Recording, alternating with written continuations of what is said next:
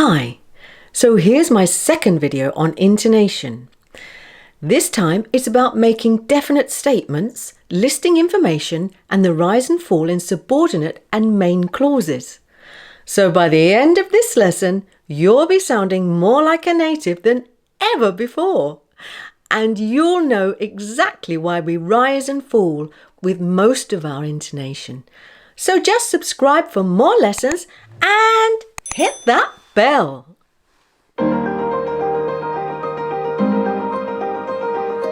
First of all, let's start with falling intonation with complete and definite statements. This is the most common intonation in English. Listen and practice this conversation in a hotel with a strong falling intonation for speaker B. A. Can I help you? B. Yes, I have a complaint. My room has not been cleaned properly. A. I'm very sorry, sir. What is it exactly? B. It's the bathroom. The toilet and sink are filthy. There are stains in the shower too. A. I'll get the manager to come to your room. B. Thank you, but I need to use the bathroom now. A. Don't worry, sir. I'll tell the manager to come straight away. B. Thank you. How was that? Not so bad. Good. So next, we're going to practice listing. This is where the intonation rises on each item of the list until the final one when the intonation falls. So here we go. Listen and copy me. I'm ordering a meal in a restaurant. A. Are you ready to order? B. Yes, I'll have a cappuccino, a mixed salad without onion, a brown roll with butter, followed by the apple pie and custard. Using your voice like this tells the listener you haven't finished speaking until your intonation falls at the end of your sentence. This signals to him or her to keep listening until you've finished your sentence. Try it yourself. Think of a list of groceries that you bought and tell a friend what you bought. For example, I bought some fruit, pasta, potatoes, courgettes, and some butter. Be careful not to go on for too long, or the other person might fall off to sleep. Now let's move on to intonation that rises in subordinate clauses and falls in the main clause. Listen to this.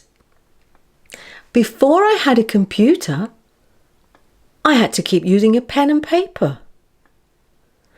One day, when I first started uni, a student knocked on my door and asked for help with her English.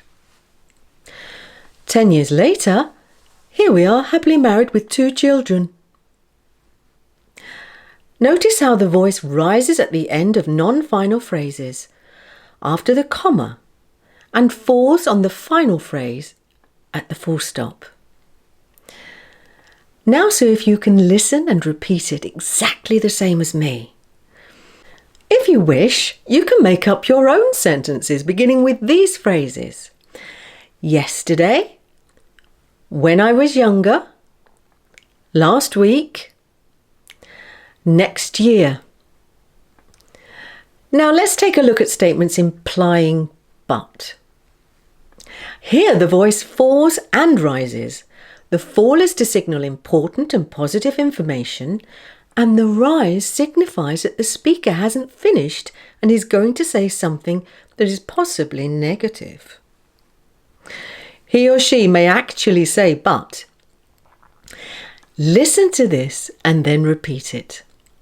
Notice how the employer's voice falls and rises in the first part of the sentence with a positive phrase, but then continues with something negative. You may have heard the phrase, yes, but. This is often said when someone has told you something positive and you're waiting for the negative. Here we go. Employer. Well, you really managed to increase your sales this year, but I thought you could have done better. Employee. I tried my best under the circumstances. Employer. Employee. Working from home has been a good change of environment and far less stressful, but I have 2 children under the age of 5 and they can be quite a handful, as I've been homeschooling them during lockdown. Employer. Okay, I'll take that into account, but you'll have to work from the office from next week. How was that? Well, I hope this has made things a bit clearer for you.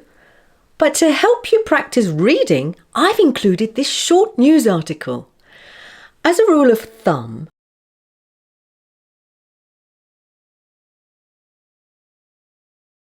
rise on the commas and fall on the full stops.